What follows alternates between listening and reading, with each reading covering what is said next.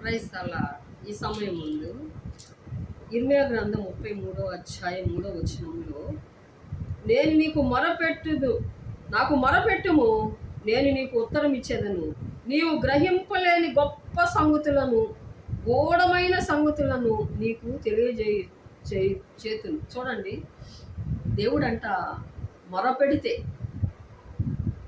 మీరు ఈ వాక్యం వింటున్న వారు ఎవరైనా మొరపెట్టగలిగితే, దేవుణ్ణి అడిగితే, యేసయ్యని అడిగితే, ఆయనంట గ్రహింపలేని గొప్ప సంగతులు, గూఢమైనటువంటి సంగతులు మీకు తెలియజేస్తాడంట.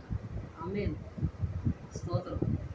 మీరు ఎలా నడుచుకోవాలో, మీరు నడవలసిన మార్గం ఆయన మీకు బోధిస్తాడు.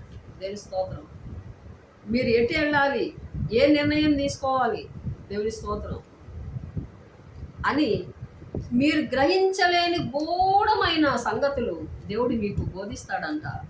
దేవుని స్తుతులు వందనాలు. గూఢమైనటువంటి సంగతులు తెలియజేస్తాడంట. దేవుని స్తోత్రం. కానీ మీరు అడగాలి, ఏం చేయాలి? ఆయనకు మొరపెట్టాలి. ఆయనకు మొరపెట్టినప్పుడు మీరు గ్రహించలేనటువంటి, మీ తలంపులకు మించినటువంటి, దేవుని స్తోత్రం, గూఢమైనటువంటి సంగతులు దేవుడు మీకు తెలియజేసి ఆశ్చర్యరీతిగా మిమ్మల్ని నడిపిస్తాడు. మీరు నడవలసిన మార్గం దేవుడు మీకు బోధిస్తాడు. దేవుడు ఈ మాటలు దీవించినగా నమ్మినట్టయితే అద్భుతం చూస్తారు. మొరపెడతారా మరి? దేవుడు ఈ మాటలు దీవించినగా.